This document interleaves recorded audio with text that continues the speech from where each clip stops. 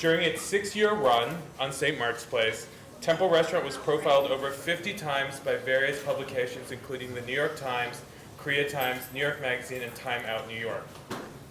In 2003, she collaborated with the South Korean Department of Agriculture to host numerous media events promoting Korean food and beverages for 3 consecutive years. And this is my favorite part. I know what it is. Work it. I know what it is. In 2006, Jennifer was a winner of the Miss Korea New York pageant. Wave. Thank you. Jennifer? Thank you. That was very, very, very generous introduction. But I'm here to show you how to make kimchi. This is one thing that I've been asked so many times when I had my own restaurant. So many people ask me how to make kimchi, and people love it, but they think it's very complicated, so they don't even try. So today, my goal is to show you how easy it is to make it. And even though it's easy for you to purchase it at the Korean grocery store now, I think you should definitely try it at home, because I'm going to show you how easy this is. So I'm going to go over the ingredients first, because picking the ingredients are the most important part of making really delicious kimchi. Here I have the main ingredient, the cabbage. This is called napa cabbage. This is very different from the other cabbage that you see. There are Asian cabbage called Chinese cabbage, which is skinnier and taller, and the leaves are actually thinner and tender. And this is what we call the Korean napa cabbage, which is bigger like this, and it's like a big giant green flower. And what you're looking for here is when you touch it like this, you want to make sure it's full. You don't want it to be hollow, like when you purchase like iceberg lettuce. When you squeeze it, if it's hollow, it's not good, because that means inside it's completely empty. So this is basically the same idea. You want to make sure this is all full. And the leaves are very green, and the white parts are very white and clean. When you see those black dots, you probably want to discard it. So try to look for the ones that are very clean.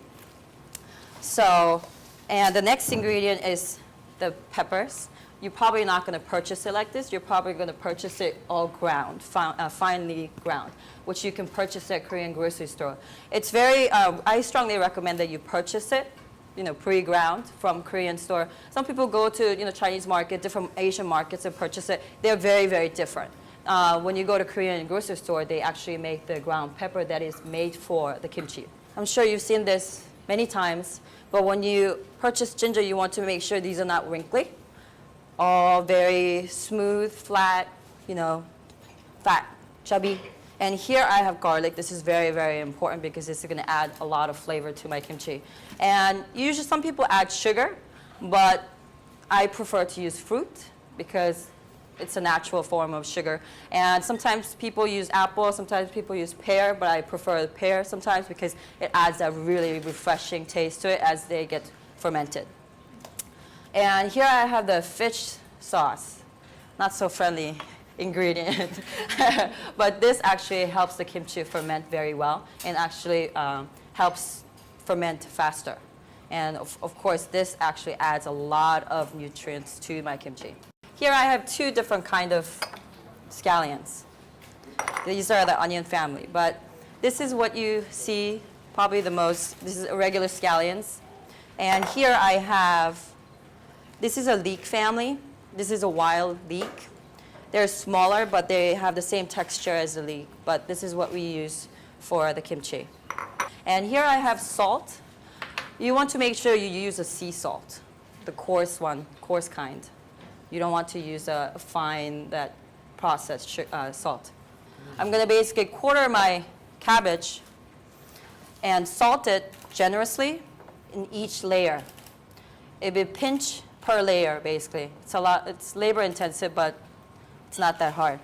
And then you're going to soak it in a water that's seasoned with salt that tastes like ocean, basically. And you're going to let it sit face up because you don't want to lose all that salt by putting it face down. You want to put the cut face up and pile it up and soak it in the salted water and leave it for about 9 hours.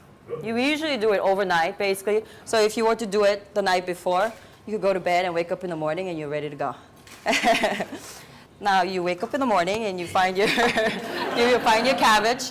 Oh, in the water, and you want to wash it because there's going to be a lot of salt that you don't want to have in your kimchi. So you're going to wash it 2-3 times in the clean water, running water, and then you want to drain it for about 2 hours because you want to lose all that water so my seasoning can get in there. The next step is I'm going to show you what my stuffing is going to be, and we're going to stuff it, and we're done with kimchi. That's how easy this is. So I have my red pepper flakes and the fish sauce. You can add it as you go, but you could also put them together and let it sit for about an hour or 2 hours, and then you could create this. And this is actually much better than putting these two ingredients separately because they're gonna stay here separately. You want them together, the whole flavors together. So I'm gonna put this here. I have some minced garlic, for 1 cabbage, which I'm doing. Maybe you just need the 2 whole cloves, depending on how much you want it. Wow. I love garlic. I think it adds a lot of flavor, so I'm very generous with garlic. So here's my garlic and some ginger. But you want to be very moderate with ginger because ginger actually tends to change the color of your cabbage. It darkens it sometimes if you overuse it, and you don't want that ginger to overpower your kimchi. I want more garlic and pepper flavor than the ginger flavor. So here's, I guess, half the portion of garlic. And I'm going to add some scallions. You don't have to add it. You can add it if you want to, depending on how much you like it. But this is fresh, so I'm going to use pretty generous enough. And then my wild leek and the radish. This radish is going to add so much of that refreshing flavor to your kimchi.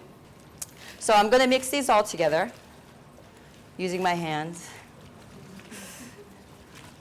In your pretty white dress. With no And my apron. pretty white shoes. With no apron.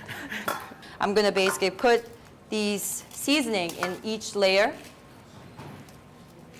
and then rub it all over. Massage it so the sauce can get into the cabbage. So is kimchi different depending on where you are in Korea, different regions? Absolutely. Depending on the region, depending on which region you're from, the kimchi actually tastes different. The spice level is different, and what you put inside your kimchi is very different. For example, if you're from the south by the water, a lot of people, instead of using the fish sauce, they will use fresh oysters, which is so delicious. It's like every bite you get the cabbage and the radish and the oyster, which is amazing. And the other part, Seoul is more like spicy, traditional what I'm making, where I'm from. But other parts, there's some are less spicier than the others. I don't want to waste this juice.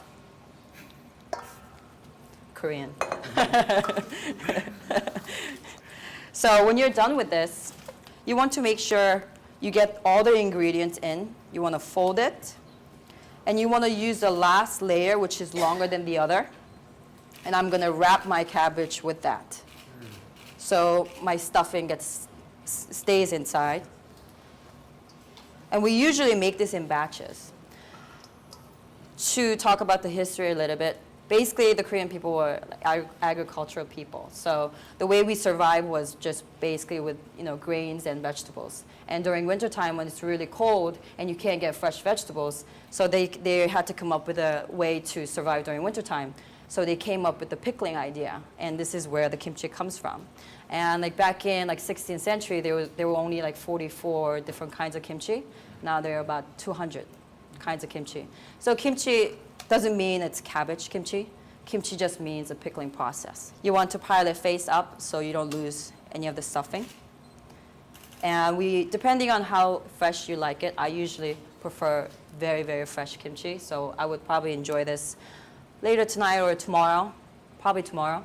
But some people like to let this sit for sometimes weeks, months. And even in Korea right now, you can find 3-year-old kimchi. That sounds really gross, but it's all about temperature control. So it doesn't look like they're all mashed together, they're all fermented, losing its shape. It's temperature control, so they look the same, but the level of translucent is different. It's just a lot more translucent than the other, and it's a lot acidic. It's just very sour. Yes, actually, it does smell.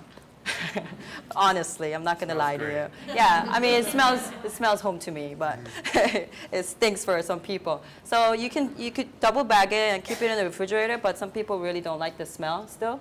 So they keep the separate refrigerator just for their kimchi and other, soybean paste or soybean paste soup, the other things that might smell. So they keep it separately in their garage where people can't access it. I usually like to wrap it, especially if you're putting it in a container, not burying it on the ground. I would tightly wrap it because overnight you will see all the liquids coming up as they ferment. So you want to make sure you don't find all this liquid on the ground when you come find it in the morning. This is the cabbage kimchi. I wonder if you can see it. I'll bring it over here. These are really sliced very pretty, but this is a cabbage kimchi that I just made. And this is probably how you will serve it when you're serving it with your rice. And this is what we call kaktogi, which is a radish kimchi. Basically, all these are using same techniques, just different vegetables. There are over 200 kinds of kimchi, but these are the few most popular kimchis that we enjoy. This is a cucumber kimchi, which a lot of American people love, especially summertime. This can be amazingly refreshing. This is just a young cabbage that it's almost like a Chinese cabbage, but they're much tenderer than the cabbage, and they actually marinate faster. So for me, we call it the spring kimchi. So if you don't have enough time to ferment your kimchi, you will probably want to go with the young cabbage that would ferment faster. Jennifer, for those of you who've been to Korean restaurants here in the city, you'll notice that you get lots of little dishes of things when you sit down. What's kind of the history of that? Is that common in a Korean home? Basically, I was born and raised in Korea, and that's how I ate my breakfast, lunch, and dinner. And there's no we don't serve different meals for breakfast, lunch, and dinner. It's just your dinner table is more filled dinner time than the breakfast time. And like I said before, we were agriculture people, so our main food was rice and side dishes. That's why when you go to a Korean restaurant, you get a bunch of these side dishes and you order the entree. But normally when you're eating at home, you will get rice and side dishes and maybe a soup or grilled fish on the side. So that's our regular meal, breakfast, lunch, and dinner.